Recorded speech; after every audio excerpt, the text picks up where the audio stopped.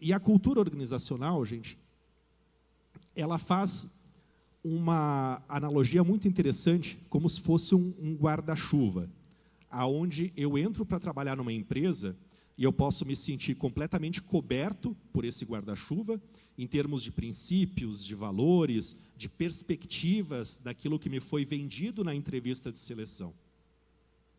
Com o passar do tempo, quando eu já passei da entrevista, do período de experiência, pode ser que eu ainda me enquadre embaixo desse guarda-chuva de princípios e valores.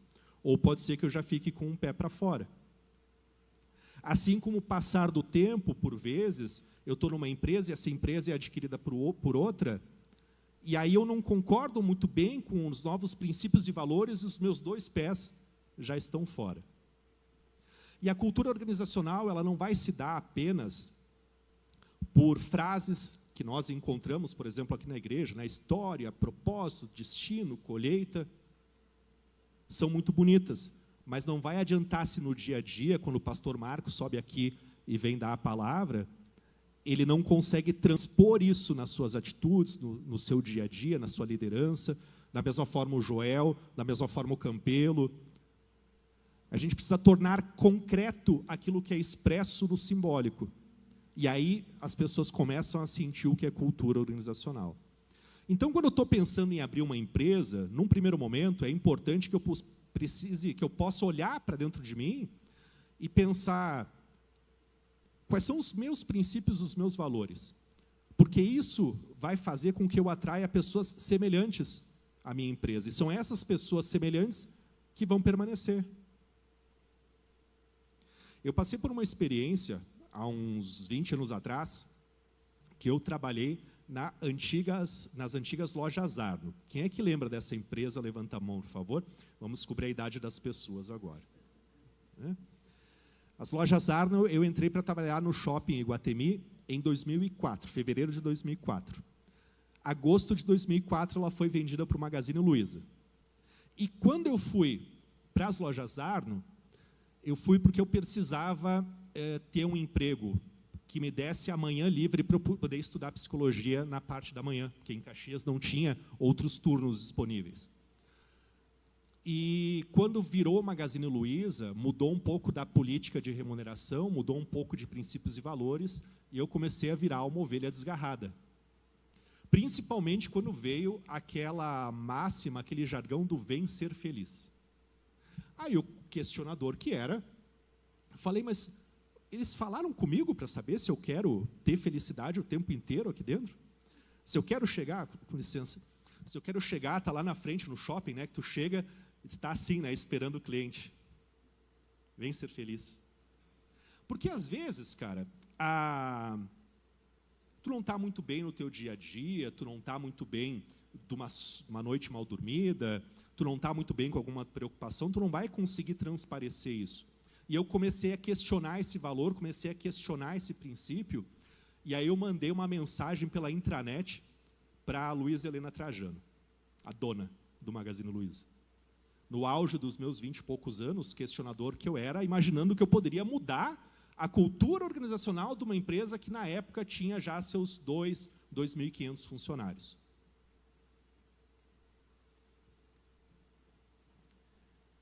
Quando a gente não cabe mais dentro de um guarda-chuva organizacional, a gente vai buscar outro que nos cubra. E esse eu só fui descobrir com o tempo, com o auge das vivências, das experiências e frustrações como essa. E esse guarda-chuva, em algum momento, quando vocês estiverem com os seus negócios, vocês vão poder pensar assim, mas Hélios, como é que eu faço para medir isso? Como é que eu faço para descobrir se as pessoas estão cobertas por esse guarda-chuva? Você pode aplicar uma pesquisa de clima. E essas pesquisas de clima, elas têm principalmente o objetivo de te dar um indicador literal de temperatura. O quão o meu ambiente aqui está confortável e o quão esse ambiente está desconfortável. O quanto que o meu funcionário está satisfeito com a remuneração, o quanto sentimento de pertença ele tem aqui dentro. Como que ele me percebe enquanto líder? E os líderes e os chefes imediatos? Se ele tem alguma queixa, se ele tem algo que não tem bem atendido. E à medida que tu começa a olhar para isso, tu começa a entender se essas pessoas estão alinhadas à tua cultura, e se não estiverem, a ideia não é demitir, mas a ideia é elaborar alguns planos de ação, algumas atitudes que possam realinhar, trazer elas para perto novamente. Não é nada que precise ser feito de uma forma muito complexa, mas que é importante para começar a dar uma base para quem está se organizando, para quem está se estruturando, para não ser pego depois, como a gente fala, de calças curtas. Quando o funcionário vai embora e tu nem sabe porque ele foi embora, mas na frente tu descobre, ele foi embora porque estava insatisfeito com quanto ele estava ganhando. E eu nem fazia ideia. Ou começa a acontecer muita fofoca dentro da minha empresa, e eu não faço ideia do porquê está tendo muita fofoca. Porque eu não converso, porque eu não faço pesquisa, porque eu não desço no chão de fábrica para conversar lá e dizer, ô Joel, como é que tu tá? Como é que tá a família, cara? O que tu fez no feriado? O que tu deu de Dia das Mães para tua esposa? Aí numa dessas o Joel vai dizer, cara, queria poder ter dado mais. O problema é que eu me embretei num empréstimo aí lá da Caixa e estou meio apertado. E aí isso já liga um sinal de alerta para o empreendedor, pensando, poxa, quantos será outros dos meus funcionários que não estão nesse empréstimo facilitado?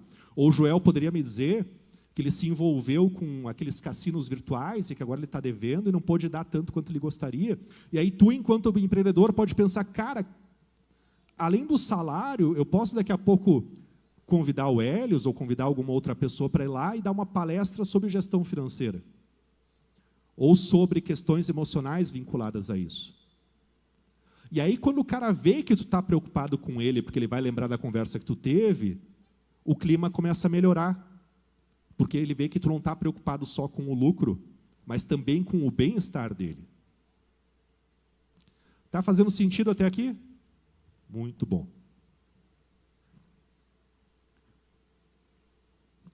Adiante, nós podemos nos preocupar em pensar em descrever os cargos. Vamos supor que eu tenha uma metalúrgica. E eu sei que lá na minha metalúrgica eu preciso de um auxiliar geral. E eu vou pagar para esse auxiliar geral um salário mínimo. E quando ele entra, como é que eu sei quando que eu tenho que promover ele? Como é que eu sei, como é que eu descubro quais são as competências técnicas que ele precisa ter para ser um auxiliar geral aqui dentro? Como é que eu sei, como é que eu descubro quais são as competências pessoais importantes para este cargo? E aí aqui começa o atravessamento. As competências pessoais são aqueles comportamentos desejáveis e que vão namorar com a minha cultura, com aquilo que eu pensei antes lá de princípios e valores. Namorou com a minha cultura, agora eu posso olhar também, colar lá no Ministério do Trabalho, no site do Ministério do Trabalho, tem um link que leva para a Classificação Brasileira de Ocupações. Todas as profissões legalizadas no país existem um código, que neste código eu consigo investigar quais são as competências técnicas mínimas necessárias e as competências pessoais mínimas necessárias. E dali eu já posso tomar uma base para o meu negócio. Tanto para enquadrar o sujeito naquela descrição, naquele perfil de cargo, assim como para não cometer desvio de função, que mais adiante o Gustavo pode costurar alguma coisa também nesse sentido. Então veja como uma coisa está amarradinha à outra. E aí eu falei para vocês, né, o cara entra como auxiliar de serviços gerais, daqui 6 meses ele pede um aumento. Porque a gente não apresentou para ele... meu filho. Não apresentou para ele um plano de carreira. E aí tu diz assim, cara, esse mês a gente está apertado, não dá para te dar um aumento. Mas mês que vem, se tudo der certo, a gente chega lá. Agora, se no momento que ele entra na empresa, quando ele está se ambientando ainda ali no processo de experiência, eu puder ir inserindo para ele e mostrando o planejamento de carreira da empresa, ele começa a ter uma noção da onde ele entrou e até onde ele pode chegar. seja de forma horizontal, de auxiliar de serviços gerais 1, depois o 2, depois o 3, o que ele precisa desenvolver para ir evoluindo, de quanto em quanto tempo ele tem chance de evoluir, subir de salário, ou na vertical, depois de auxiliar geral ele vai para solda, depois de solda 1 ele pode ir para solda 2, depois ele pode ir para supervisor, para líder, etc, etc, etc. E aí tu dá uma perspectiva para esse sujeito, do quanto ele pode ganhar, de quanto tempo ele precisa ficar, do que ele precisa fazer para chegar nesses ganhos. E aí pode ser que ele entendendo, ele tendo esses vislumbre, ele aumente o sentimento de pertença e ele não largue a tua empresa por qualquer 100, 200, 300 reais ou por algum outro benefício que ele possa encontrar ao lado. E aí tu ajuda a reter a tua mão de obra ali dentro. Porque tu mostra que tu está preocupado com a permanência dele ali dentro. Não está a esmo, não está solto de qualquer jeito. E para amarrar tudo isso, gente, eu posso ainda construir, dentro de uma conversa, uma vez por ano, uma vez a cada 6 meses, uma avaliação dessas competências pessoais que eu escrevi lá para o cargo dele. Então, um cara do auxiliar de serviços gerais, seria interessante que ele fosse organizado, que ele tivesse respeito com as pessoas, que ele fosse proativo. E eu vou sentar e vou dizer, Joel, de 0 a 5, onde 0 é muito pouco e 5 é demais, que nota tu daria para a tua proatividade? Joel, 5. Tu nem perguntou, eu já estou lá fazendo as coisas. Tu nem precisa me dizer que é para varrer o chão, que eu já encerei o piso. Mas, Joel, teve aquele dia que tua mesa estava uma bagunça, teve aquele dia que tu não recolheu o lixo, teve aquele dia que isso. Aí o Joel vai pensar, poxa vida, é verdade. Então, daqui a pouco 5 não é o mais adequado, é 4. Percebe que à medida que tu dá esse feedback para ele já vai alinhando com a tua cultura do que tu espera para que ele faça. O que é, de fato, a proatividade que tu espera. Porque não adianta só chegar e dizer, eu espero que o meu funcionário seja proativo. O que é proativo para mim pode ser diferente do proativo para o Marcos, por exemplo. E aí, nessa avaliação de desempenho, tu tem a oportunidade de alinhar isso com ele e dizer assim, cara, tu te propõe de hoje até a nossa próxima conversa, daqui 6 meses, 1 ano, te desenvolver nesse aspecto? Me proponho. E aí, daqui 6 meses, daqui 1 ano, tu senta com ele novamente para conversar, e se ele desenvolveu, é tu dizer, cara, tu conseguiu, tu chegou lá. E já que tu conseguiu, tu chegou lá, lembra que o nosso plano de carreira tem um upgrade aqui de salário? Tu pode ir para o nível 2 agora do teu cargo, porque tu melhorou, porque tu progrediu. Com evidência, com sustentação, com constância.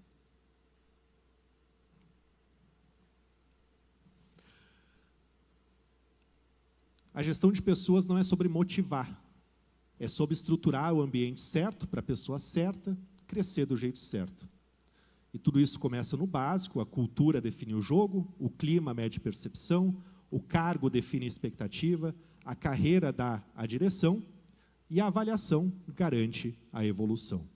Na minha perspectiva, e como eu atuo nas minhas consultorias, isso é a base para nós começarmos a trabalhar a gestão de pessoas nas empresas. Existem outros pilares que ajudam a crescer, mas aqui já é um bom começo. Então, Hélios, uma pergunta para ti aí, né? Existe um perfil de empresa mais propenso ao adoecimento emocional? Já que o Jackson colocou aquilo ali, eu acho que veio muitas imagens, né? Então, dentro daquilo que tu trabalha, das tuas assessorias, né? Claro, não precisa citar nome de empresa e cliente, não é isso, né? Mas existe algum ambiente que seja mais propenso, né? Olhando para as avaliações também que tu faz dentro das empresas? Cara, é uma boa pergunta. E o que me vem em mente assim é que não tem um nicho específico. Talvez para linkar com o que nós estávamos conversando, venha ao encontro de quando o empreendedor se organiza de forma tal aonde a única preocupação é com o lucro, né? Onde a cultura é muito focada a fazer dinheiro, a trazer dividendos, a faturar, custe o que custar, que é semelhante ao que tu estava projetando ali. Teve uma época que eu trabalhei numa empresa onde eu estava começando a ficar muito cansado por conta das atribuições que eu tinha. E aí eu fui conversar com o diretor da empresa, né? E ele falou, cara, que bom que tu veio conversar comigo. Porque eu, enquanto gestor, e veja bem a expressão, a analogia que ele fez. Eu, enquanto gestor, eu vou pegando o líder e vou fazendo isso aqui. Fazendo isso aqui, isso aqui, isso aqui, isso aqui, isso aqui. E ele tem que me dizer até onde dá.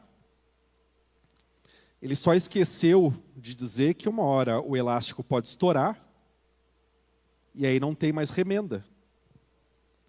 Então, o tipo de empresa é aquela que é regida por profissionais assim, que só tem um olhar focado para extenuação, para ir até o último limite, até a última gota de suor. Veja o legado de empresas grandes, né? O que a gente escuta falar da Marco Polo, por exemplo, seu Paulo Bellini, seu Raul Randon, quase todos os dias eles desciam para o chão de fábrica para conversar com os funcionários para saber como é que eles estavam. Isso é cultura organizacional presente de preocupação e que vai ajudar no bem-estar também. E, em contrapartida, poderia ser o tipo de empresa que mais adoece, porque tem que produzir, tem prazo, é trabalho às vezes pesado, tem pó, é solda, isso e aquilo. Mas o fato do dono estar ali descendo e conversando comigo, me aumenta o sentimento de pertença. E aí já dilui o mal-estar que eu sinto em detrimento do esforço físico, por exemplo. Então, tudo perpassa por uma ideia de equilíbrio, não por um nicho específico.